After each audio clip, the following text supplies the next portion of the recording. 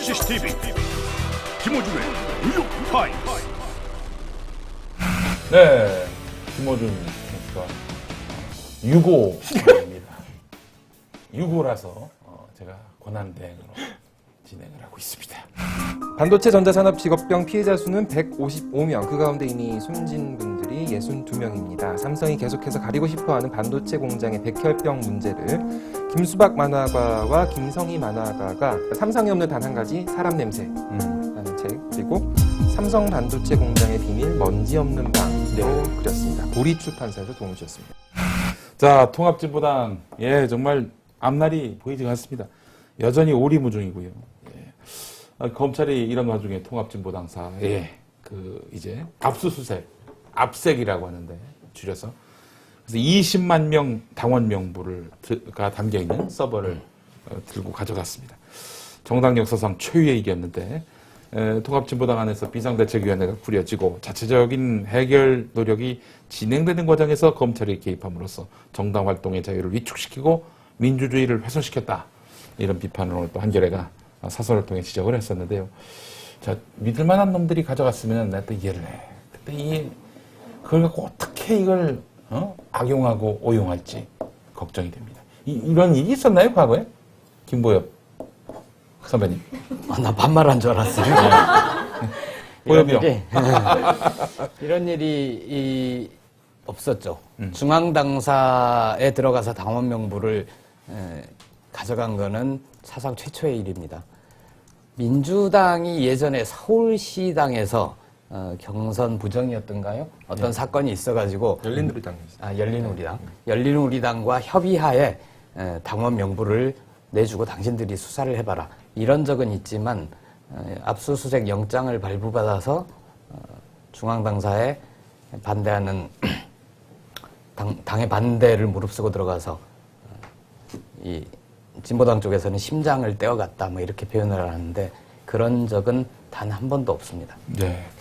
물론 이제 통합진보당에 대해서 비판적인 여론도 있습니다만은 그러나 이게 정당 이런 당원의 명부를 압수수색해가는 이런 일들, 이게 좀 다른 사안에 대해서 특히 권력형 비리와 관련해서 이렇게 기민하게 수사를 했으면 진정성이라도 의심하지 않을 텐데 말이죠. 자, 어쨌든 이 통합진보당 사태, 지금 한 중심에 서 있는 인물입니다. 김재현 청년 비례대표 당선인을 오늘 모셨습니다. 어서 오십시오. 안녕하세요. 요즘 어떠십니까, 심경이? 많은 분들이 물어보시는데 이게 하도 오래되다 보니까 한 20여일 정도 하루도 빠짐없이 언론에 얘기가 나오다 보니 이제는 좀 무뎌진 것도 있는 것 같고 하루도 빠짐없이 언론에 나온 건 누구랑 좀 비슷해요. 근데 난 오일이었어, 오일. 오일은 견딜만해. 그래도 이쪽은 단체전이잖아. 난 개인전이었어. 이건 완전히. 간단히 소개를 좀 해보죠. 제가 뒷조사를 한 건 아니고 그냥 다 공개된 정보들인데. 이름은 김재현. 네. 본명이시고요. 네. 기자들 사이에서 별명을 수혜라고 지었습니다. 그래, 진짜. 프로필 사진이 굉장히 비슷하다 그래서 돈을 좀 들여서 사진을 얼마짜리? 몇십만 원 정도. 싼 편이네. 그런가요? 500 이렇게 부르던데. 돈을 들였다고 해서 혹시 이게 그런 건 아니시고. 네. 검색어에는 있더라고요. 김재현 성형이라고. 나이는 32살, 만으로는 31살이죠. 1980년 10월 30일 생입니다. 핸드폰 번호는 010. 뭐야? 이 양반 왜 이래? 삐 처리해 주시고요. 차량은 은색 SM3 렌트한 거예요. 네. 렌트 차죠. 네. 주소가 최근에 화제가 됐었죠. 경기도 의정부시 자일동에 한 300평대 전원주택이라는 기사가 있었습니다. 네. 거기가 이제 21일치 헤럴드 경제 기사였는데요. 여기 보면은 묘사까지 해놨는데 관상수 주목나무 사이로 빼꼼히 드러낸 대문 안으로는 물레방아와 정자가 한눈에 들어왔다. 차고에는 체어맨과 폭스바겐, K5 승용차 등 세대가 주차되어 있었다. 아니, 그게 뭐가 문제죠? 근데 시댁이라고. 네, 부모님과 함께 사는 집이고 그 전날 한국일보 기사에서는 수상한 농가라고 나와서 밭의 중심이 찍혀 있었거든요. 그래서 어떻게 보면 밭이고 집은 한 30평 정도, 30평대인데 앞에 이제 채소밭이 넓게 어머니께서 농사를 지으시는 게 있는데 어떻게 보면 농가고 어떻게 보면 이제 호화주택 이렇게 되는 겁니다. 주소지가 뭐 문제가 된 부분은 저거였죠. 이제 그 서울 시당 소속이었는데 경기도로 주소 이전을 해서 위장전이 많냐 뭐 이런 얘기였는데 그 부분은 나중에 차차 얘기를 아니 지금부터 얘기하죠. 그 부분부터 먼저 좀 해보죠. 왜 그렇게 옮기셨어요? 아, 네. 꼼수라고들 많이 이제 얘기하시는데 엄밀히 따져보면 꼼수가 맞죠. 제가 꼼수다. 마음이 굉장히 급했던 건 사실이었던 언제 것 같고요. 옮기셨어요? 지난주 초? 어. 네, 한 열흘쯤 전이었던 것 같고 원래는 일주일에 한 번 정도 주말에 가던 집인데 짐을 싸가지고 갔어요. 짐을 싸서 가서 이제 거기서 출퇴근을 하는데 뭐 이제 당의 어떤 절차나 이제 당규 뭐 이런 거 잘 모르셔서 그것까지 설명드리기는 어려운데 뭐 출당이 될 거다, 출당 수순을 밟을 거다 이 소식을 딱 듣는 순간 아 이렇게 되면 정말 끝장이 나겠다 이런 생각이 좀 퍼뜩 들었죠. 근데 좀 오해를 하신 분들이 계시는데 당선자 신분에서 임기 시작 전에 출당이 되면 의원직이 박탈이 되기 때문에 의원직 유지를 하기 위해서 그랬다라고 아시는 분들도 계신데 그렇지 의원직은 예, 상관없어요, 상관이 없는 그거는. 거라서 그런 거라기보다는 이제 그 10년 동안 10년 넘게 이제 정당 활동, 진보정당 운동한 사람들한테 출당 이거는 사실상 뭐 정치적 사형 선고 같은 거거든요. 그런 상황을 저희 당원들은 웬만해선 다들 그렇게 인지를 하고 계신 거기 때문에 제대로 된 항변 기회도 없이 이제 따다다닥 이렇게 일사천리로 출당 수순을 초고속으로 밟아 버렸을 때 이 사태가 좀 걷잡을 수 없게 될 거다 이런 생각이 좀 컸던 것 같아요. 마음이 좀 급했던 것 근데 같아요. 서울시당에서 경기도당으로 옮긴다고 해도 네. 뭐 시간 벌기 예, 그거 시간이 좀 예. 더 이제 항변할 수 있는 기회나 이런 게 더 있을 바로 뿐이지 중앙당 당기위로 가버릴 그럴 수도 수도 있는 있어요. 거잖아요. 예, 그런 건 뭐 모르진 않았어요. 네. 근데 그렇게 해서 시간을 벌려는 의도는 뭐였습니까? 이제 5월 2일 날, 네.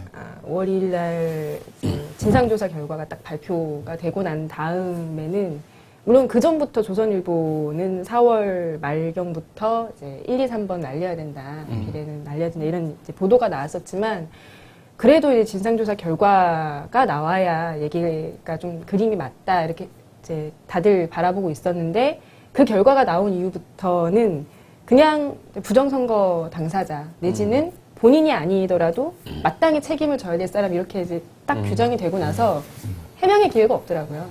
그러니까요. 저도 오늘 이제 이 자리에 나오면서 예. 다른 때의 손님하고는 좀 다르잖아요. 제가 이 정치부에서 네. 굉장히 존경하고 따르는 선배한테 여쭤봤어요. 오늘 김재현 당선자가 나오는데 김재현 당선자에게 쏟아지는 온갖 의혹이나 뭐 이런 것을 물어봐야 됩니까? 추궁을 해야 됩니까? 고민이 됩니다. 라고 했더니 그 선배는 그동안 어디서 얘기할 기회가 없지 않았느냐. 일단은 묻고 얘기할 기회를 많이 주는 게 맞을 것 같다. 이 얘기를 하시더라고요. 저는 그 부분에 대해서 공감을 하고, 일단은 뭐 저도 그래도 물어볼 건 물어봐야 되니까. 그렇죠. 예. 사상 초유의 무소속 당선자가 될 가능성이 있어요. 비례대표로. 그렇죠. 비례대표 당선자가 될 수가 있죠. 비례대표로 무소속인 경우는 없었잖아요. 정당 투표를 했는데 예. 무소속 무소속 비례대표. 당이라는 당이 있으면 또 몰라도. 그래서 오늘 그 당의 혁신비대위가 시점을 좀 늦췄죠. 원래는 그 21일로 했었는데. 혁신비대위는 강기갑 위원장을 중심으로 하는 그렇지. 비대위죠. 강기갑 위원장을 중심으로 한 혁신비대위가 21일로 최종 사퇴서를 이때까지 내라고 했다가 그날 이제 뭐 압수수색 들어왔고 오늘 발표는 25일까지로 늦춘다. 예. 단 그때까지 하지 않으면 모두가 원치 않는 불미스러운 일이 생길 수도 있다라는 표현으로 출당을 굉장히 강하게 시사를 했어요. 그래서 김 당선자께서는 사상 최초의 무소속 비례대표 당선자가 될 수도 있는데 어떻게 하실 계획입니까? 뭐 어떤 걸요? 출당 조치가 만약에 내려지게 된다면은 그러니까 출당 조치가 내려지기 전에 뭐 당내 혹은 여론이 김 당선자의 사퇴를 원한다.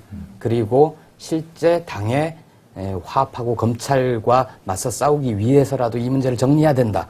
이런 의견들이 많단 말이에요. 거기에 대해서 공감을 하시는지 아니면 25일 그때가 되더라도 나는 현재의 입장 당원들에 의해서 혹은 청년은 좀 달랐죠. 그 이석기 당선자 같은 경우에는 당원 투표로 내가 비례대표 후보가 된 만큼 당원들의 뜻을 묻는 게 맞다. 그래서 당원 총투표를 제안을 하고 그 뒤에 입장을 아무것도 더 내놓은 게 없거든요. 바뀐 게 없거든요. 그대로인데 김 당선자는 어떻게 하실 계획인지 그걸 얘기를 해요.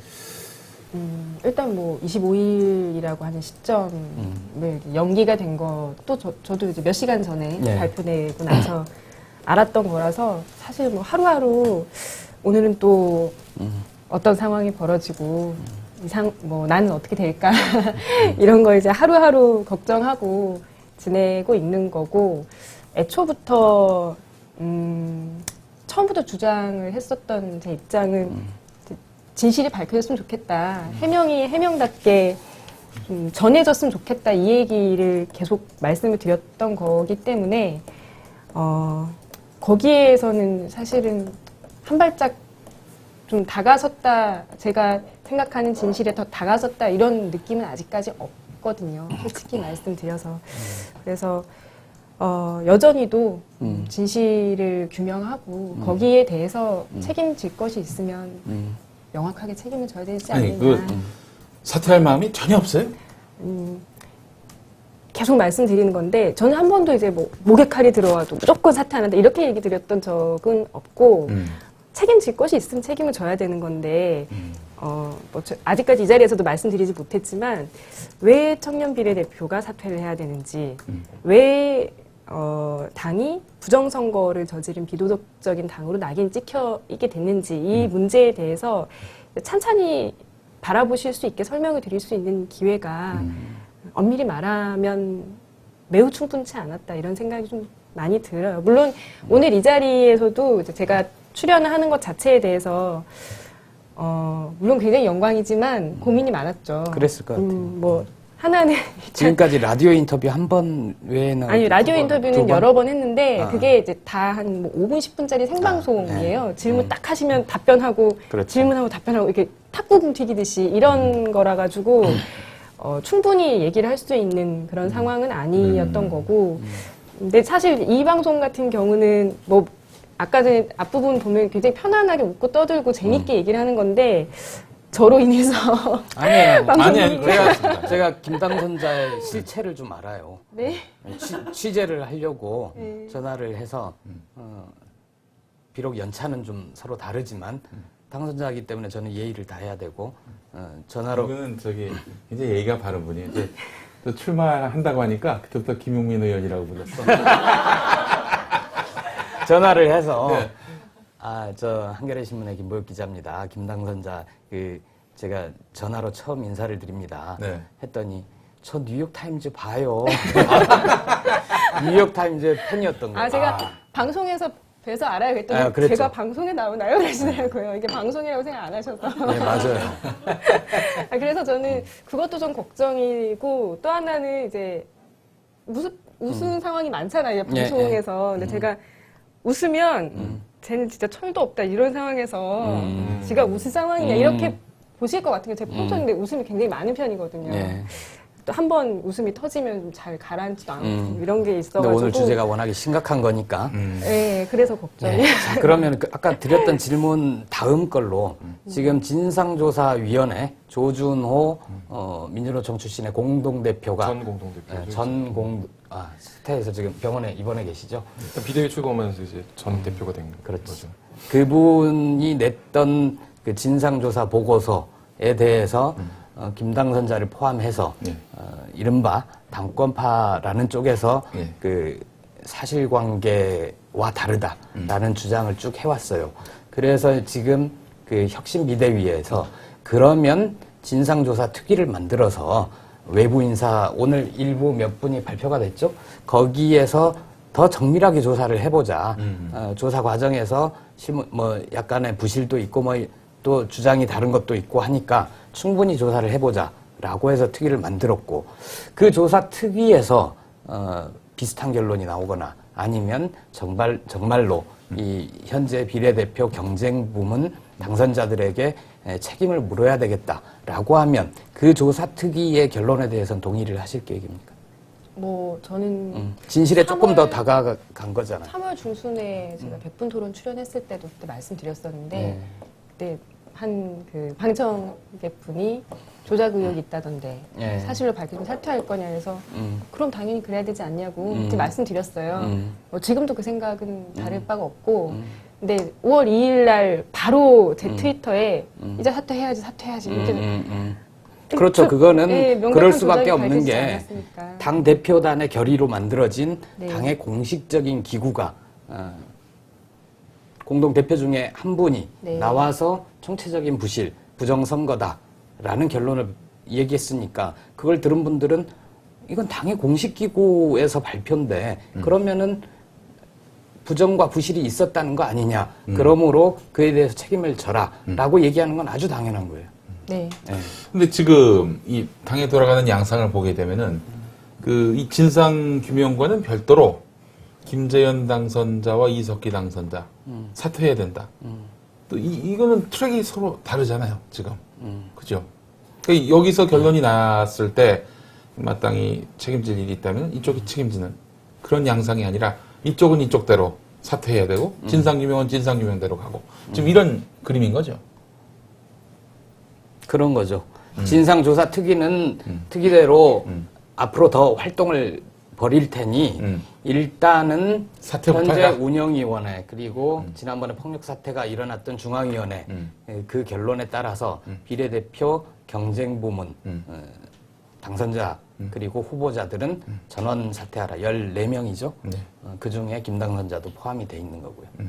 근데 이제 아까 충분히 얘기를 못했다라고 하시니까 청년 비례대표 선거에서 부정과 부실이 있었는지 김 당선자가 아는 건 무엇인지 김 당선자가 아는 사실은 어떤 건지 그리고 각종 의혹들이 제기가 됐는데 거기에 대해서는 어떤 입장을 갖고 계신지 간단히 요약을 먼저 해보면 위대한 진출이라는 이름이었죠. 청년 비례대표 통합진보당에서 그 청년 비례대표 선출 프로그램이 2월 17일부터 3월 12일까지 진행을 했습니다. 그리고 거기에서 이제 김재현 후보가 기호 1번이었어요.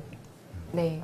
기호 1번이었고 전체 4만 선거인단이 48,386명이었는데 총 투표수가 19,756표. 그리고 그 중에 기호 1번 김재현 후보가 9,180표. 득표율은 46.4%. 2위인 후보가 17.3%를 얻었던데 견주면 굉장히 압도적인 표차였죠. 근데 그 청년 비례대표 선거하고 이번에 그 비례대표 경쟁부문 이건 별개의 선거예요. 별개의 선거인데 이게 이제 문제를 제기하는 쪽에서는 예. 온라인 투표, 위대한 진출 같은 경우에도 온라인 투표로 100% 온라인 100% 온라인 투표를 진행을 했었고 비례 후보 경선도 일부 온라인 투표로 진행이 됐는데 그 온라인 투표가 같은 시스템을 이용했었다는 거죠. 그러니까 만약에 어느 쪽이 문제가 있었다면은 그거는 같은 문제가 있었던 거고 소스 코드를 여러 번 봤다는 얘기가 가능할 정도로 어떤 의혹, 그러니까 뭔가 부정이 있었던 거는 지금 뭐 입증된 바는 없지만 부정이 있을 수 개연성이 있는 있다. 그런 환경에서 치러진 선거의 결과를 그대로 받아들이는 게 타당하냐 지금 이렇게 문제 제기를 하는 거죠. 근데 이거는 그럼 청년 비례대표는 진상 파악이 쉽지 않겠네요. 그것도 조사 대상입니까? 예. 이제 설명을 좀 드릴까요? 예. 근데 이제 사실은 설명을 드리는 것도 좀 조심스러운 게 제가 뭐라고 말씀드려도 아까도 뭐 앞에서 그런 방청하시는 분들께서 말씀해 주셨는데 이제는 뭐 좀 지겹다. 그 진실 공방이라고 하는 거 뭐가 뭔지도 잘 모르겠고 뭐 그런 거 다 떠나서 이런 상황 자체가 너무 짜증나고 보기 안 싫은 좋은 걸로 한다. 짜증난다. 뭐 오늘 어떤 신문에서는 이제 32살의 탐욕, 질린다, 뭐 이런 표현도 하셨더라고요. 그래서 뭐 이런 얘기가 지금에 와서 어떤 의미를 가질까 이런 생각도 없지 않아 있어요. 근데 적어도 이렇게 좀 말씀을 드리면서 예. 제가 뿔난 괴물은 아니다. 그때 뿔이 있는지 한번 보고 싶다 이렇게 얘기를 하셨더라고요. 그래서 뿔난 괴물도 아니고 뭐 그런 말씀을 하셨어요.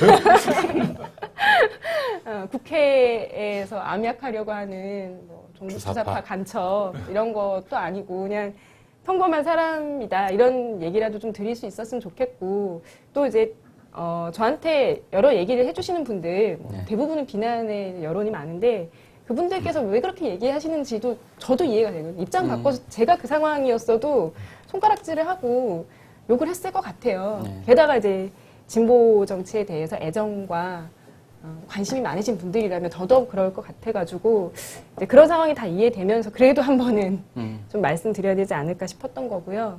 이제 상황을 거슬러 올라가 보면 아까 뭐 잠깐 설명도 해주셨지만 제가 3월 12일 날 당선이 되고 일주일 지나서 이제 2위로 낙선한 후보 측에서 문제 제기를 했어요. 이제 조작 의혹이 있다. 근데 그게 이제 공식적인 문제 제기라기보다는 프레시한 기사로 퍼졌고 그게 제가 100분 토론 출연하는 날 생방송 몇 시간 전에 그 기사를 접한 거예요. 그래서 당에서는 진상조사단을 꾸려가지고 이 문제와 관련해서 처리를 하겠다라는 얘기를 듣고 저도 토론에 나가서 그렇게 답변을 드렸던 거죠. 근데 그 진상조사단에서 처리했었던 과정을 좀 잘 모르시니까 저도 되게 어려워가지고 공부를 좀 그거는 했는데 조준호 대표의 진상조사단과는 다른 예, 예. 청년비례대표. 예, 진상조사단이고 단장이 이제 당시에 사무부총장 참여계 쪽에서 오신 그 홍진혁 부총장님이고 나중에 조준호 진상조사위원회의 위원으로도 들어가 계신 분이세요. 그래서 어떻게 진행이 됐냐면 이제 먼저 소스 코드가 수정이 됐다고 하는 것은 세 차례 있었다라고 하는 것을 업체까지 가가지고 다 그 제기한 선본들까지 같이 동석한 자리에서 확인을 했고 한 번은 투표 관련한 그 시스템 오류와 관련한 수정, 한 번은 어떤 모 후보가 사진을 수정해 달라, 한 번은 그 문제 제기했던 그 후보 측에서 자신의 그 이 정보가 홈페이지 하나면에 바로 들어오게 해달라 이런 이제 수정 요청이라서 그 부분을 처리했음을 이제 당시 상황이랑 다 연결해가지고 정확하게 확인을 했다 이런 거였고 잠깐만요. 거기에서 네. 혹시 그런 그냥 후보들이 요청하면 바로바로 수정이 되는 단계였나요? 이 아주 공정하게 관리를 하려면 네. 후보들이 선거관리위원회 같은데 네. 내가 이래이래해서 불리하니까 나 이런 수정을 해달라 네. 하면 선거관리위원회가 업체 요청하는 게 맞잖아요. 그쵸 선출위원회 측에서 그러니까 당시 그렇게 진행됐다는 거죠. 네. 근데 저 같은 경우는 요청을 했던 적이 없어가지고 요청했을 때 상황이 어떤지는 모르겠는데 네. 선출위원회 측에서 업체로 네. 얘기를 하는 상황이었고 그래서 그 소스코드가 왜 열어졌는지는 확인이 된 거고요. 두 번째는 이 투표 시스템이 정확하게 1번을 누르면 1번으로 가느냐 그렇지. 이런 것들에 대해서 투표값이 정확하게 확인을 한 거고 이제 또 한 번은 개표가 정확하게 되는지 시스템을 다시 한번 굴려보는 거 이런 것들을 해서 이제 이 시스템이 지금 상황에서는 정상이다 이거 확인까지는 한 거예요. 근데 마지막까지 못한 게 한 가지가 있는데 이게 이제 문제 제기를 했던 선본 측에서 계속해서 요구를 했던 건데 이게 이름이 어렵더라고요. 네. 데이터베이스 입력 과정의 오류를 확인하기 위한 암호화된 투표값의 복호화라는 건데 뭐냐면 내가 A라고 하는 후보를 찍었는데 실제로 내 투표값이 A로 갔는지를 확인을 해달라 이거예요. 샘플을 가지고 임의로 샘플을 추출해서 그걸 해보자라는 건데 대표단에서 이 검증은 부결을 시켜서 하면 안 된다 거부를 하셨던 그때 게 이정희 대표가 반대를 했죠. 예, 전체 대표 다른 분들도 다른 분들도 다 동의를 하셨고. 다 동의를 하셨고 이유는 하나는 비밀 투표 원칙에 어긋나니까 누가 누구 그렇죠. 찍었는지 까본다는 거니까 또 하나는 이게 더 비록 심각한 표본이라도. 이게 더 심각한 문제인데 만에 하나 이 사람이 자기가 A를 안 찍었는데 B를 찍어놓고 나 A 찍었다 이렇게 만약에 그분이 뭐 헷갈려서이든 아니면 뭐 다른 의도를 가지고든 단 한 사람이라도 이렇게 얘기를 해버리면 이 전체 투표 시스템은 완전히 무용지물이 되어버리는 거죠. 신뢰도를 잃어버리는 네. 게 되죠. 근데 이 부분을 검증하지 않으면 이 투표 시스템을 신뢰할 수 없다라고 하는 주장에 대해서는 이제 진상조사단에서도 어떻게 할 수가 없는 거예요. 그래서 거기까지 이제 그 직전까지 할 수 있는 모든 상황들에 대해서는 검증을 했다라고 결론을 내고 그래서 진상조사 보고서만 이제 내면 된다 이런 건데 그 타이밍이 중요했던 거죠. 아 이제 청년 비례 말고 전체 당내 경선 관련한 진상조사위원회가 꾸려지니까 이거랑 같이 발표하겠다 이렇게 됐던 거죠. 그게 사실은 나중에 이런 문제까지 불러일으킬 거라고 뭐 전혀 예상을 못했었는데 그러면서 한 달여 동안 결과 발표를 못하고 있다가 5월 3일 날 다 발표를 했는데 그 보고서에 청년 비례 관련한 내용은 한 줄도 없었던 거죠. 그랬었죠. 네. 그러니까 적어도 지금 드러난 상황만 보면은 청년 비례대표의 부정행위과 관련해서는 당에서 부정이 있었다라고 이야기한 내용은 전혀 당시에 없었다고도 안 한 거고. 당시에 문제 제기를 했던 후보 쪽에서는 검증을 다 하고 나서 문제가 없네요라고 인정을 했나요? 그 부분에 대해서는 그렇지만 네. 이제 마지막 한 가지 마지막 근거. 하나 더 했어야 네. 된다라는 거죠. 네. 그러면 청년비례 투표와 관련해서 그 이계덕 씨인가요? 민주노동당 출신이고 그 청소년위원회에서 활동 민노당 시절에. 민노당 시절에 그분이 얘기하는 거는 내가 투표하지 않은 걸 누군가 알았다. 예, 그래서 투표하라고 했고 네, 뭐 자원봉사자였는데. 그런 비슷한 케이스 2건이 있었어요. 그런 거에 대해서 저는 이렇게 직접 물어보기가 그런 게 모를 수 있는 거잖아요. 아, 네. 응? 근데 근데 짐작가는 상황은 있어요. 아, 그래요? 어떤 거냐면 이제 그 저희 온라인 투표를 오랫동안 저희 같은 경우는 뭐 10년 동안 이 온라인 투표를 했잖아요. 그러면 이제 보통 예전에 지금도 마찬가지인데 투표율 50% 올리기가 대단히 어렵죠. 그렇죠.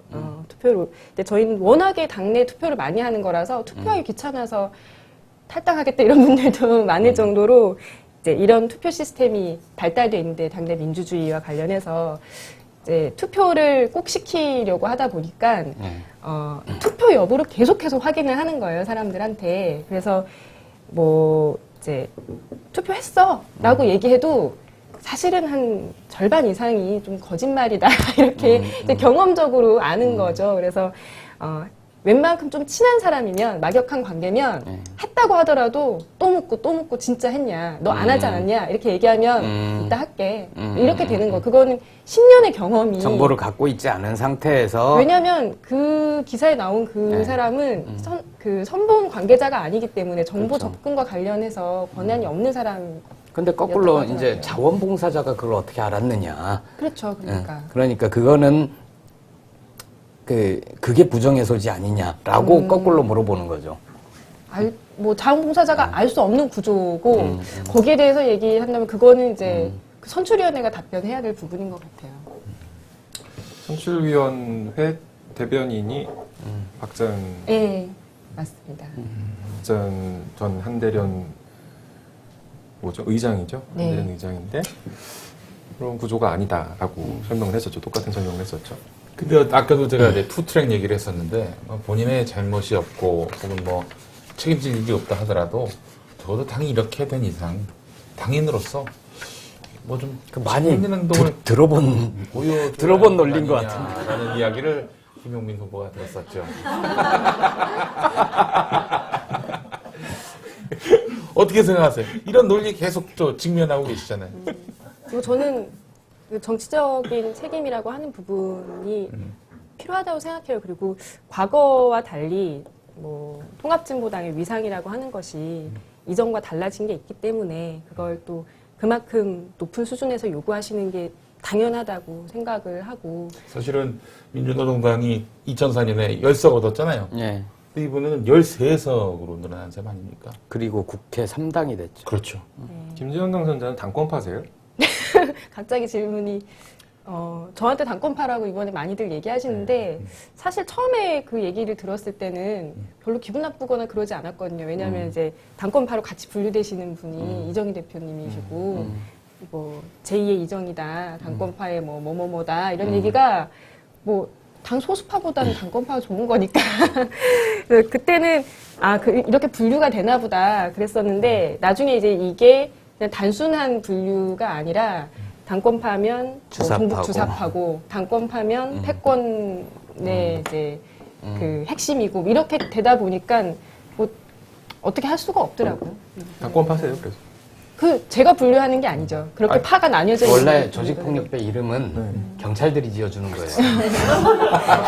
뭐 가입을 한다거나 뭐 이런 게 아니기 때문에 그리고 뭐 언론 자세히 보시면 아시겠지만 여기서 이런 얘기를 했을 때는 당권파가 아니다가 저렇게 얘기하면 당권파로 또 다시 분류가 된다. 이런 분들 굉장히 많아요. 예를 들면 그 비례 1번이셨던 윤금순 후보 같은 경우는 처음엔 당권파라고 계속 얘기하다가 사퇴 선언하시고 바로 당권파 아닌 걸로 나오셨고 황선 후보 같은 경우 전혀 당권파가 아니라고 하다가 며칠 전에 사퇴 거부 선언하시면서 당권파로 또 나오시거든요. 그래서 만약에 제가 그 중간에 사퇴를 했으면 또 저에 대해서도 어떻게 됐을지 하는 생각이 그 들더라고요. 당권파라는 용어에 대해서 지난번에 뉴욕타임스에서 한번 정리를 한번 했었지 않습니까? 당권이라는 용어가 국어사전에 나오는데 당의 주도권을 의미하고 그렇기 때문에 당권파라는 거는 어느 당에든 존재하는 것이고 그래서 박근혜도 새누리당 경우에도 당권파. 친박계는 다 네. 당권파다 이렇게 설명을 한 적이 있었는데 이재호 의원이 어제 갑자기 나타나서 뭐 갑자기 나타난 건 일정상 나타나서 지금 이제 새누리당은 오픈 프라이머리를 할 거냐 말 거냐 가지고 지금 딴 얘기긴 한데 어쨌든 뭐 그 얘기를 하면서 당권파들은 그걸 안 받아들일 거라고. 그 얘기를 또 민주당에서도 비슷하게 해요. 민주당에서도 이제 이방연대 그게 시끄러웠잖아요. 그래서 이해찬, 박지원 대표에 대해서 좀 비판적인 입장을 가진 분들은 그 당권파들이 말이지. 이게 이제 네거티브한 이미지를 뒤집어 씌우는 거죠. 그러니까 사실 이 용어 자체는 중립적이라는 걸 우리가 다시 좀 상기할 필요는 있을 것 같아요. 그 당권파냐고 자꾸 그러면 여쭤보는 게 주사파냐고 물어봐야 되는 거예요. 그 이제 당권파냐고 여쭤봤을 때 제가 기다 아니다 대답할 수가 없는 거예요. 그러니까 예. 당 일을 언제 하신 적이 있나요? 없어요. 이번에 그러면은 예. 공식적인 당적에 청년 맡은 적은 비례는 경쟁 부분입니까? 전략이나 영입입니까? 전략 영입이라고 하는 게 맞죠. 외부의 선출위원회를 청년 단체들과 공동으로 꾸려서 거기에서 당선된 사람을 여성의 경우 3번, 남성의 경우 8번으로 배치하겠다라고 하는 전략을 가지고 배치를 한 거니까. 그 부분이 논란이 되는 것 중에 하나죠. 당 생활 예전에 민노당 부대변인 하셨잖아요. 그게 진짜 그게 무서운 선거 프로필인데 그 제가 4년 전에 출마를 강남을에서 후보 출마할 때 그 선거 운동 시기 2주 동안에 20대 여성 후보 중에 한 명을 부대변인으로 하는 거라서 브리핑 딱 한 번 했습니다. 경력용이었군요. 네. 선거 출마할 때 그러니까 아무것도 쓸 게 없으면 뭐 그렇기도 했고 근데 또 아무것도 이제 쓸게 얼굴을 좀 얼굴을 좀 20대 여성 한 명은 좀 내세워야 된다 이런 게 있어가지고 전 이런 질문이 굉장히 기분 나쁘고 저한테 던지는 질문이 아니더라도 누군가가 특정한 사람에게 질문을 던져도 굉장히 기분이 나쁜데 이런 질문도 많이 받으셨을 것 같아요. 어떤 종북주의자냐? 중국주의자 북한 인권에 대해서 어떻게 생각하고 김정은 3대 세습에 대해서 어떻게 생각하고 이런 부분들에 대한 사상 검증을 시도하는 진보 진영에서조차 그게 그러니까 21세기 대한민국에서 벌어지고 있는 일이죠. 그 18세기에 유럽에서 그런 얘기를 하잖아요. 당신이 내 생각과 다르다는 이유로 정치적인 탄압을 받는다면 난 당신 편에 서서 당신과 싸우겠다. 이게 18세기라고요. 근데 지금 21세기 훌륭한 나라 대한민국에서는 대한민국에서 제일 많이 팔린다는 그 신문 제목이 이석기는 단 한 번도 주체 사상을 언급하지 않았다. 자기가 주체 사상을 반대한다는 얘기도 하지 않았다. 그런 얘기를 막 일면 톱으로 쓰죠. 그리고 게다가 안철수 본인도 아니고 안철수 원장의 아버지가 이 세상에 빨갱이가 어딨냐라고 이야기한 부분 갖고 안철수 교수한테 색깔론을 뒤집어 씌우고 말이죠. 동아일보. 어떤 질문, 그런 질문 받으면 뭐라고 답하십니까? 뭐 제가 뭐 운동권인 것은 좀뭐 부정하는 게 아니라 제 자랑스럽게 생각하는 저의 한국외대 스펙, 총학생회장 출신이시죠? 네, 저의 스펙이고요. 예전에 뭐 한총련 의장 선거도 낙선했지만 출마 한번 했었었고 그래서 국가보안법 위반으로 이제 수배 생활도 한 3년 동안 학교 안에서 이적단체 했고. 수괴가 되려고 하셨군요. 수괴는 아니고 이적단체 가입 활동 뭐 이런 혐의로 그래서 이제 저한테 그런 류의 이른바 보수 언론의 공격 이런 거는 좀 어느 정도 이골이 났다고 해야 되나 좀 당연하다고 받아들였었어요. 근데 그 이제 당연하게 받아들이지 말고요. 그게 문제였던 건건이 거죠. 다 소송하세요.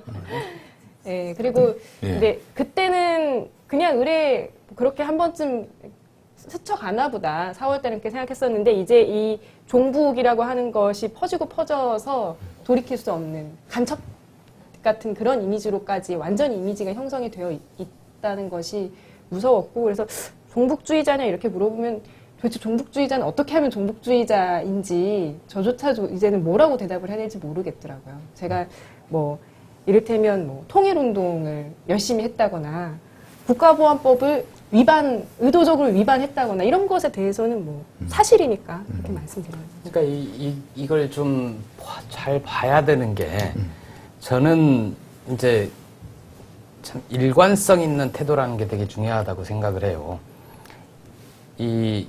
아직 정확한 사건의 실체가 정확하게 드러나지는 않았지만 통합진보당 문제가 처음 불거진 건 선거 부정, 부실 관리 이 문제거든요. 그거는 민주주의 원칙에서 벗어난 문제이기 때문에 언제나 게다가 진보당이 제3당씩이나 됐기 때문에 그걸 우습게 한다든가 거기에서 문제가 생겼다면 그거는 엄히 비판해야 되는 거고 스스로 그런 부분을 고쳐야 되는 거죠. 근데 어느 날 이게 민주주의에 관한 문제였잖아요. 그러면은 제가 김혜연 씨한테 당신은 종북주의자냐, 주체사상이란 책을 한 번도 본 적이 없느냐 이렇게 물어보는 건 민주적인가요? 저는 그것조차도 민주적이지 않다고 생각을 해요. 또 하나 더 발전해서 보면 검찰이 이 수사를 한다는 이유로 당원 명부 20만 명, 뭐 온갖 민감한 정보들이 들어있는 그 당사를 공권력을 동원해서 들어가서 당원 명부를 가져가고 그걸 어떻게 악용할지 잘 모르겠는데 그렇게 하는 건 민주적인가요? 민주주의의 기본 원리, 민주주의의 기본 원칙을 가지고 어떤 거에 대해서 문제 제기를 했다면 거기에 대해 최소한 그에 대한 일관성은 있어야 되는데 저는 거기에 대해서 지금 굉장히 심각한 문제들이 많이 발생을 했고 이것도 이제 퇴행적인 현상 중에 하나죠. 김대중 정부, 노무현 정부 거치면서 우리가 이제 이 정도는 최소한 갖춰져 있는 사회가 아니냐라고 생각을 하고 사는데 갑자기 이게 다 거꾸로 돌아가는 거예요. 그래서 이제 이 진보당 사태에서 벌어지는 그것과 별개로 저는 우리 사회의 이런 퇴행적인 현상에 대해서 굉장히 좀 가슴 아프고 슬프고 그래요. 그렇다면은 종북이 아니다. 네, 종북 아닙니다. 종자가 따를 종자 아니에요? 네. 저는 진정한 종북주의자들은 이른바 우파들이라고 생각해요. 북한 없으면 얘네들은 논리가 없어. 존재 이유가 그렇지. 북한 외에는 이 자기들의 어떤 정당성을 설명할 여지가 없는 거 아니겠습니까? 진정한 종북주의자. 진정한 종북이다.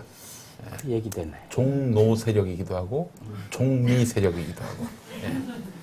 누가 하여간 그렇습니다. 저 지난번 이 당무위원회 당시의 폭력 사태. 중앙위원회. 왜 이러지? 멘붕. 너무 당무위는 예. 그 중앙위원회 당시에 폭력 사태 어떻게 보세요? 뭐 변명할 여지가 없죠. 그건 일어나선 안 될 일이었다고 생각하고 너무 마음이 아픈 일인데 당권파가 배후에 있었고 다 이게 뭐 계획된 일이다 이런 지적도 적지 않습니다. 뭐 적어도 제가 알기로는 절대로 기획된 일은 아니거든요. 왜냐하면 이제 그 현장에서 수십 대 정말 셀 수 없이 많은 언론사 카메라들이 수시간 동안 촬영을 하고 있었고 온라인 생중계가 10,000명 넘게 들어왔다 나왔다 하는 사람 수가 10,000명 넘게 실시간 중계를 하고 있는 상황에서 거기서 이제 그런 사태가 일어나면 네.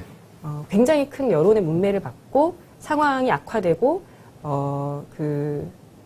돌이킬 수 없는 상황을 만들 거다라고 이성을 가진다면 누구나 판단할 수 있었다고 봐요. 근데 적어도 그 상황에서 그 단상 위에 올라가는 이런 상황까지 벌어졌던 데는 이성적 판단이 마비됐던 것이 아니었나 저는 좀 그렇게 봤고 한쪽에서는 이제 회의를 진행하는 측에서는 소위 당권파라고 하는 사람들이 이 회의를 무산시키려고 하는 거 아니냐 이렇게 보시면서 이제 회의를 일사천리로 그냥 막 밀어붙이려고 하셨을 수 있을 것 같고 한 9시간 넘게 진행은 했었죠. 그렇게 생각하실 수 있는 상황이었다고 좀 봐요. 그리고 또 한쪽에서는 아무리 이제 문제 제기를 해도 이제 얘기가 받아들여지지 않는 것 같으니까 이러다가는 이 회의라고 하는 것에서 이제 기대할 수 있는 민주적인 토론을 전혀 기대할 수 없겠다라고 생각하면서 어떤 극단적인 상황으로까지 가는 이성의 마비 상태가 온 것이 아닌가 싶고 이렇게 된 데까지는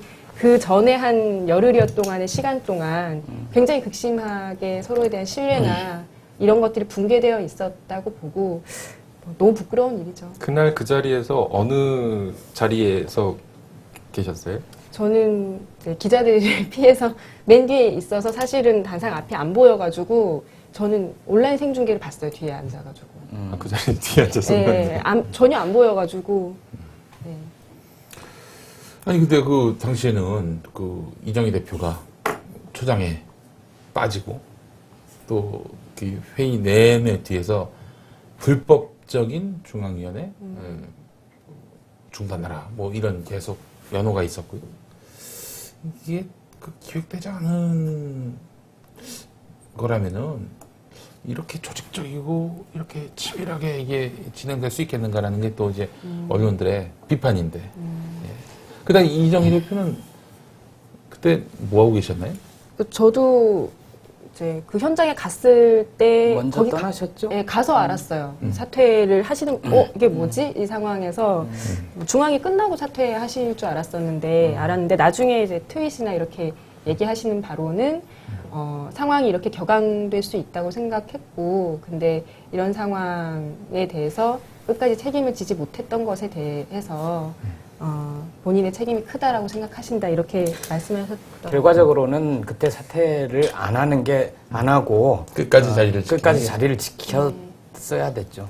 그래요. 물론 개인적으로 굉장히 힘들고 뭐 그랬을지 모르지만 들리는 이야기에 의하면은 그 자리에서 그 이제 사퇴하면서 나가기 전에 무릎을 꿇고 예. 제발 오늘 충돌이 없었으면 좋겠다. 원만하게 진행될 수 있도록 협조해달라. 이러려고 했는데 그것마저도 자극할 수 있. 그렇지. 자. 그래서 이제 그걸 못하겠다. 이런 얘기도 나오고 말이죠. 이 통합진보당 문제 어떻게 해결해야 될까요? 그 결자 해지를 자꾸 이제 요구받고 있는 그런 상황인데 그 어떤 방향이 그 순리대로 가는 거라고 보시는 건지.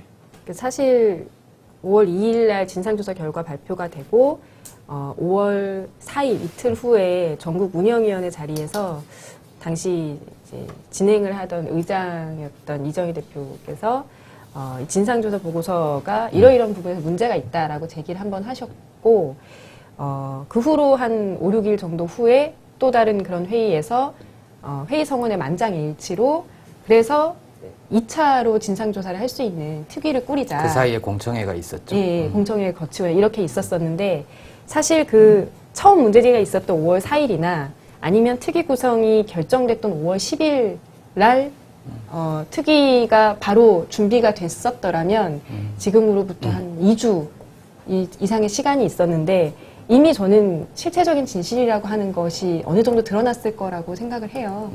오늘에서야 이제 특위위원 일부가 이제 구성이 되고 있다라는 발표가 처음으로 네. 난 거였는데 너무 안타까운 거죠. 이 상황에서 열쇠가 될 수 있는 건 전 진실이라고 보고 그것에서 전 책임져야 될 것이 있다면 뭐 저를 포함해서 누구도 미련 없이 책임을 졌어야 된다라고 보는 건데 그 부분에 대해서는 여전히도 풀고 가야 될 숙제다 이렇게 생각을 하는 게 있고 뭐 요 며칠 사이에 검찰 조사가 또 일파만파로 굉장히 큰 문제로 번질 거라고 예상되는데 이럴 때 이 당의 위기 상황을 당원들이 어떻게 힘을 모아서 극복하느냐 더 이상 이제 갈라져서 네 탓이다 내 탓이다 이런 얘기를 하는 것이 아니냐 이것도 굉장히 중요한 부분이라고 생각하거든요.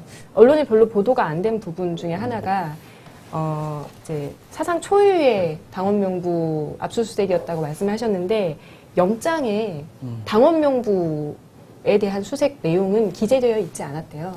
그게 사실관계 논란이 있어요. 오늘 검찰이 뭐 영장 사본을 제시하지는 않았는데 네. 자기네들이 그렇게 불법을 하겠느냐. 분명히 왜 웃으세요? 우리나라 검찰이 그럴 사람들이 아니에요. 각하는 절대 그럴 뿐이 아니기 때문에. 영장에 분명히 그 당원 명부도 있었다라고 얘기를 하거든요. 그러니까 그거는 뭐 사실관계가 아주 쉽게 밝혀질 만한 부분이어서 주장이 충돌하는 거라는 걸 말씀드리고. 예. 근데 어쨌든 그 부분도 정확하게 밝혀지려면 입회자가 있었으면 상관이 없는 거잖아요. 입회를 해서 영장을 보여주고 그걸 영장 집행을 한다거나 아니면 공당이니까 사전에 이런 영장에 이런 내용이 있고 우리가 언제 갈 거니까 어떤 이 인지를 할 수 있게 한다던가 그런 부분이 아니라 입회자도 없이 심지어 국회의원 당선자를 연행을 하면서 감금을 하면서까지 상당한 그 폭력을 쓰면서 이것을 이제 그것도 복사본이 아니라 통째로 가져갔다. 이건 굉장히 큰 무리수라고 보고 저희가 2년 전에도 2010년에도 민주노동당 당시에 그 교사 공무원과 관련한 그 당원 의혹이 있어서 그때도 이제 검찰이 검증영장이라고 하는 걸 가지고 와가지고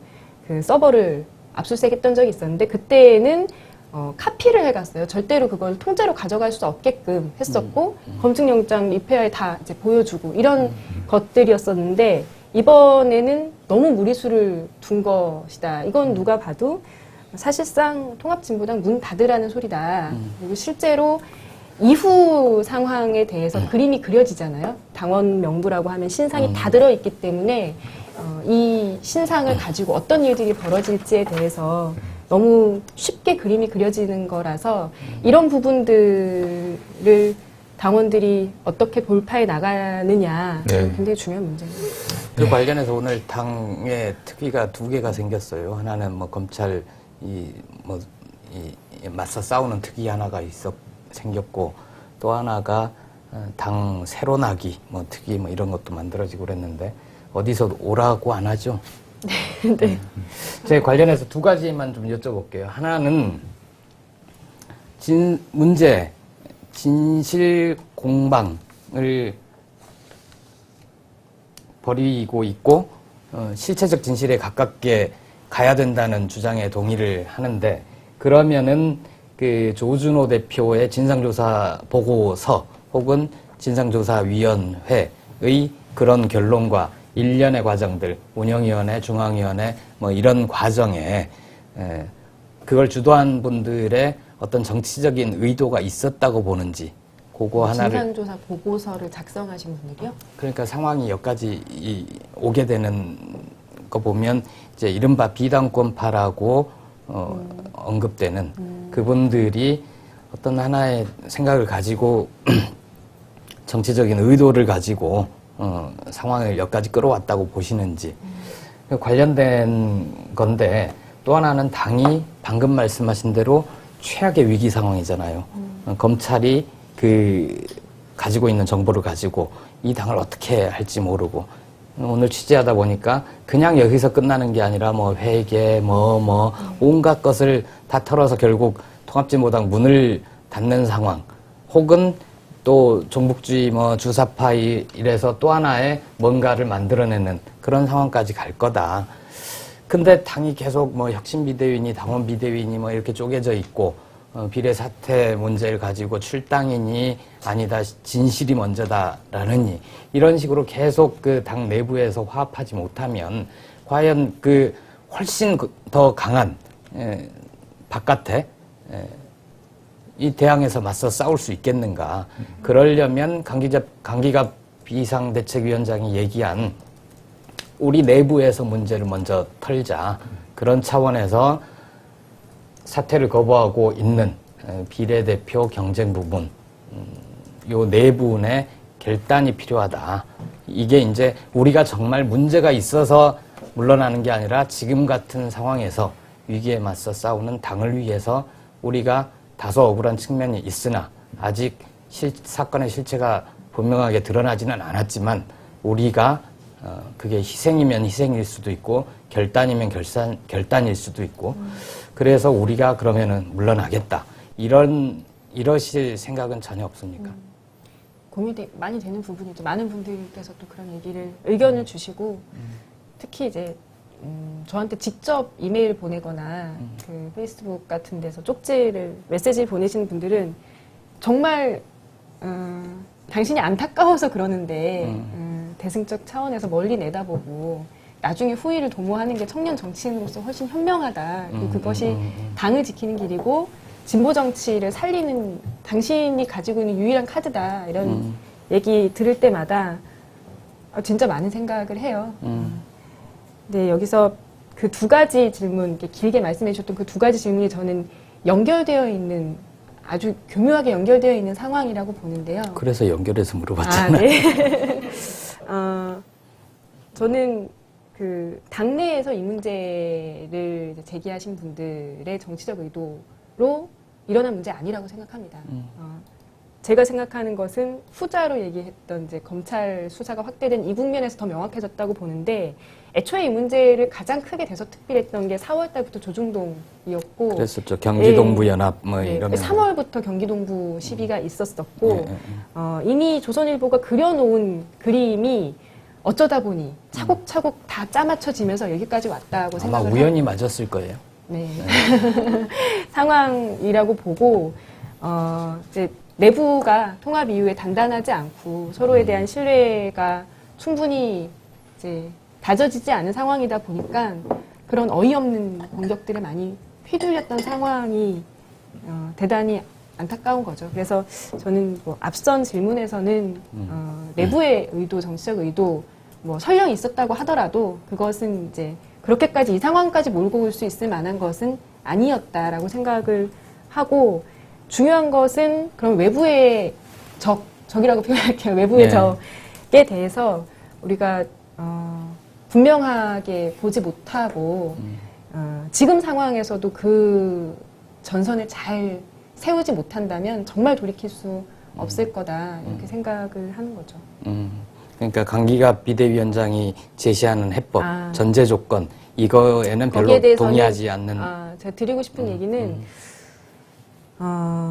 사실 제가 사퇴를 하고 나면 그 다음에 이제 상황이 어느 정도 수습이 되고 다른 문제들을 잘 풀어내기 위해서 당이 이제 태세를 딱 갖춰가지고 싸움을 할 수 있겠는가? 저는 그 부분에서 이제 제가 날아가고 나면 그 다음에 또 다른 괴물이 생기지 않을까 이런 생각이 많이 들고 왜냐하면 아까 앞서 말씀드렸던 것처럼 애초에 조선일보가 그렸던 조선일보인지 누군지는 모르겠지만 조선일보로 표현되는 그 그림에 따라서 차곡차곡 진행이 되는데 그 그림 안에 들어 있었던 것은 저 혼자만이 아니거든요. 웬만한 비례 후보들이 다 거론이 됐어요.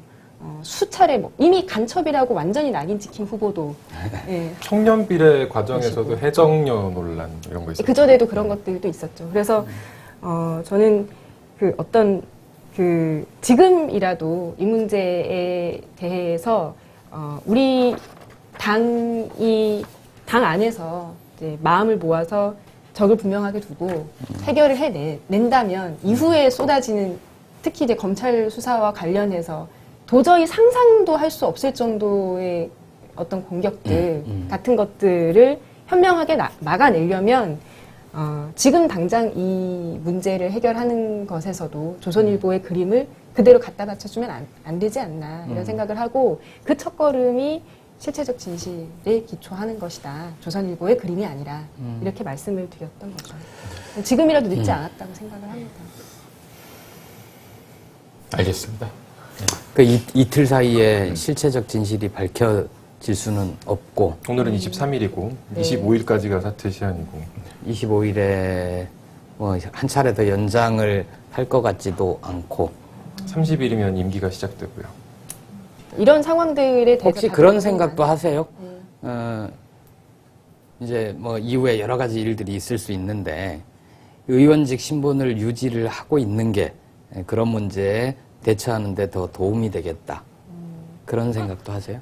생각해보진 않았고요. 이 의원직을 유지하고 있으면 어떤 게 좋을지는 잘 모르고 오히려 그 반대로 말씀을 많이 하시죠. 의원직에서 벗어나면 이 얘기의 진정성이 실릴 것이다. 이런 얘기들을 많이 하시는데 애초에 그 조선일보나 이제 이 상황들에 대해서 이제 어떤 제가 봤을 때는 정치적 의도를 가지고 있었다고 생각하는 측에서는 저희 이제 1년의 그 사태와 관련한 의원직의 박탈을 처음부터 주장을 했었기 때문에 그거 좋은 일을 해서는 안 되지 않겠나 생각합니다. 김 당선자가 생각하는 현재 위기를 극복하는 해법은 그러면 실체적 진실을 찾는 것 그게 우선이다. 일관되게 그 부분이 예, 있고요. 그 이후에 그거 말고는 없습니까? 글쎄요, 저는 중간중간에 그 서로 당 안에서 머리를 맞대고 지혜를 모아서 해결할 수 있는 지점들이 굉장히 많았다고 생각하고 돌아보면 상당히 그래요. 근데 지금 이 순간도 며칠 후에 돌아보면 또 그런 순간일 수 있다고 보는 거죠. 특히나 이제 며칠 전에 그 서버 압수수색 사건이 있었을 때 당원들이 보여줬었던 모습은 진짜 단결해야 된다 이런 호소가 강했었죠. 그런 의미에서 25일까지 사퇴 안 하면 출당이다 이런 선언이 사실은 이 상황을 해결하는 데에 도움이 될까? 왜 25일이라는 시점이 있을까? 전 아직도 좀 이해가 안 간다는 생각이 있고 좀 더 방법을 모색했으면 좋겠다 이런 생각입니다. 아, 참 어려운 시대를 살고 있습니다. 예. 한 가지 좀 더 네. 뭐 이번 사실 그 불미스러운 일이 있었던 건지 어떤 건지 뭐 참 판단도 잘 안 되는 경우도 많은데 많은 지금 초선 당선자들은 이제 뭐 방 배정 받고 상임위를 어디로 갈 것인지 고민하고 있고 또 앞으로 4년 동안 의정 활동을 어떻게 펼칠 것인지 고민하는 뭐 그런 상황입니다. 뭐 통합진보당 당선자들은 지금 못 그러고 있죠, 다들. 그러고 김재현 당선자도 당연히 좀 그런 상황이 아니신 거고. 그 임기를 그냥 지금 시간이 가면은 이제 임기를 시작하실 거 아니에요? 뭐 어떻게 뭐 사퇴를 정상적인 의정 활동이 가능하겠느냐 이 질문이죠. 그 질문은 나도 받았어. 당선돼도. 아니 전 정상적인 의정 활동보다는 하고 싶은 게 어떤 의정 활동이었는지 여쭤보고 싶어요. 바꾸기. 그런 질문이 굉장히 오랜만이네요. 사실 4월 초에 선거운동 할 때 들어보고 한 달 반 동안 한 번도 들어본 적이 없는 질문인데 청년 비례대표시니까 실은 청년들 특히 대학생 20대들을 위한 그런 정책을 만들어 낼 것이다라는 그런 기대감 속에서 당선되신 거 아닙니까? 그렇죠. 제가 작년에 이제 반값 등록금 운동 이런 것들 하면서 이제 물론 함께 싸워주셨던 국회의원분들이 더러 계셨죠. 이정희, 정동연 의원 이런 분들이 계셨지만 그걸 정말 우리랑 똑같은 마음으로 국회 안에서 싸워주는 그런 국회의원이 있었으면 좋겠다 이렇게 상상으로만 가지고 있다가 저한테 그런 기회가 주어졌다는 사실 자체로도 저는 굉장히 마음이 부풀어 있었고요. 근데 지금은 이제 그런 계획을 뭐 세우거나 준비하거나 이런 것 자체가 엄두를 낼 수 없는 상황인 건 분명한 것 같고, 글쎄요, 뭐 기회가 어떻게 주어지게 될지는 잘 모르겠지만, 청년 정치라고 하는 것에 대해서 정말 많은 분들께서 기대를 해주셨는데, 지금 상황이 이렇게 된 것에 대해서는 너무너무 죄송한 거죠. 너무 죄송하고 어떻게든지 그 청년 정치 내지는 뭐 2030 문제들에 대한 정치적인 영향력 확대 이런 것들은 어떻게든지 꼭 이번 19대 국회에서 이루어졌으면 좋겠다 이런 마음을 가지고 있습니다. 오늘 방송 아니 근데 오늘 하고 싶은 얘기 충분히 다 하셨어요? 뭐 저는 네. 아까 중간에 말씀드렸듯이 뭐 오늘의 이런 자리가 제가 뭐라고 말을 해도 아까 그렇게 말씀하신 게 당연하다고 봐요. 예를 들면 제가 말을 하면 잘못해 놓고서는 책임 안 지고 이렇게 얘기하는 것에 대해서 뻔뻔하다 이렇게들 많이 보시고 또 제가 말을 안 하면 입 꼭 다물고 시간만 지나기를 버티기를 하나 보다 이렇게 또 언론에서 얘기를 하고 제가 뭐 촛불 집회 같은 걸 나가면 보기 싫은데 꼴 보기 싫은데 왜 나왔냐 뭐 이렇게 생각하실 수 있고 또 안 나오면 종적을 감췄다. 잠적, 은둔. 금배지만 가지고 종적을 감췄다.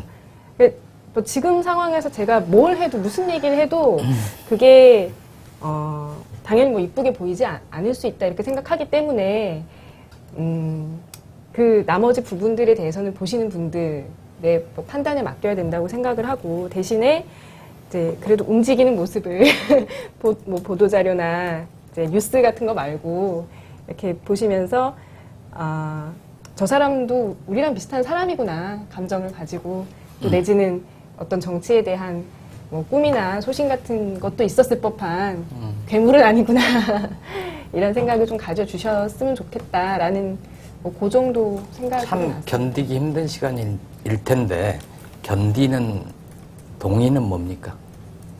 무엇이 버티게 합니까? 뭐 저만 그런 건 아니라고 생각하고 저희 민주노동당 때부터 활동을 했었던 당원? 이제 당원이라고 말하는 것도 사실 되게 조심스러워요. 너는 국회의원인데 왜 당원만 대변하나 이런 얘기도 많이 들었기 때문에 뭐 그래도 말씀을 드리자면 그 당원들은 당원의 신분으로 사는 것 자체가 굉장히 견디기 힘든 시간들이었던 사람들이 많아요. 뭐 한 달에 5,000원, 10,000원씩 내는 뭐 당비가 아까워서 이런 문제가 아니라 당원이라고 하는 사실이 밝혀지는 그 순간 딱지가 붙고 좀 뭐 집안에 불화가 생기고 그래서 저희 당원들은 가족 단위로 당원 가입을 하는 것을 스스로 굉장히 자랑스럽게 생각을 하는 거죠. 가족 단위로 같이 투표하고 한 IP로 굉장히 자랑스럽게 왜냐하면 많은 노력을 통해서 가족들을 설득을 하는 거거든요. 그래서 이제 많은 사람들이 주변에서 만류하거나 너 그렇게 살면 인생 살기 대단히 힘들다. 욕먹을 수 있다라고 하는 그런 길을 그냥 알아서 자기가 자기 발로 가는 것에 대해서 어느 정도는 그게 양심에 맞는 일이라고 생각하면 감수해야 된다. 이런 생각을 많이 가지고 있는 사람들이라고 봐요. 그래서 뭐 글쎄 뭐 제가 하는 얘기가 양심에 따른 얘기다 또 이렇게 얘기하기에는 너는 당원들의 생각만 중요하다 이렇게 보시는 게 좀 당연하다고 생각하기 때문에 탁 던져버리면 후련할 텐데. 네, 그렇죠. 그래서 제일 공감하는 표정이야. 아니야. 아이고. 네. 나는 항상 중립적인 자세로 이 사안을 바라보고 있습니다. 예. 그래서 뭐 우리 벌게요 지금 계속. 공인이라고 하시면 글쎄 뭐 거창하게는 모르겠고 진실이 밝혀졌으면 좋겠다 뭐 이런 정도. 그래요. 자, 우리 김혜연 기자가 또 중요한 순서죠. 스킨케어 음이온 샤워기 소개를 좀 해주시고 네. 마무리 짓겠습니다. 네. 잘 이 맥이 안 맞는 것 같아요. 하시죠. 클로징 멘트가 이렇게 되면 안 될 것 같은데. 하긴 해 지금 끝나고 가야지. 네. 자, 오늘처럼 무더운 여름 계곡의 폭포수처럼 시원한 물줄기로 목욕을 하고 싶으시다고요? 스킨케어 음이온 샤워기가 여러분의 무더위를 싹 씻어드립니다. 음이온 팡팡, 녹과 염소 제거, 수압 빵빵. 한이 착한 쇼핑 주문 전화 080-667-4949 한겨레 TV 사이트 메인 광고에서 구입하실 수 있습니다. 시청자 여러분의 많은 성원 부탁드립니다. 자, 방청 신청. 제가 할까요? 네. 방청 신청하실 때는요. 김어준의 뉴욕타임스 블로그 team.hani.co.kr/cctv에 들어오셔서 가입을 하시고 반드시 비밀글로 사연과 성함, 연락처를 남겨주십시오. 뉴욕타임즈와 함께하는 신의 21 창간 17주년 기념 정기구독 이벤트. 신의 21 정기구독도 하고 원하는 선물을 받을 수 있는 유일한 기회. 자세한 사항은 www.신의21.com을 참고하세요. 자, 오늘 김재현 당선자 마지막 한마디 듣고 마무리 짓도록 하겠습니다. 뭐 너무 죄송하고 또 이렇게까지 많은 분들께서 좀 저만 견디기 힘든 게 아니라 진보 정치에 관심과 애정을 가지고 계셨던 모든 분들한테 너무나 고통스러운 시간이라고 생각을 하고 지금도 여전히 고민이 많습니다. 뭐 항상 정해놓은 답을 가지고 그냥 귀를 닫고 사는 건 아니니까요. 저도 사람이니까. 그래서 뭐 한 번 더 믿어줍시다 이런 말씀은 차마 드리기 어렵지만 끝까지 상황을 해결하기 위해서 노력할 거다라는 말씀 정도 드리도록 하겠습니다. 예. 다음 주 174회는요, 김호준 총수와 제가 유럽을 순방합니다. 프랑스 올랑드 프랑스 신임 대통령과 데이비드 캐머런 영국 총리와의 회담은 없고요. 예. 그분들이 나도 TV를 시청하면서 예. 방송이 한 주 연기될 수 있다는 점을 말씀을 드리면서 자세한 내용은 우리 한겨레 TV 홈페이지와 블로그를 통해서 공개하도록 하겠습니다. 자, 김어준의 뉴욕타임스 시즌3 173회 여기까지인데요. 우리 모두를 위해서 큰 박수로 마무리 짓도록 하겠습니다.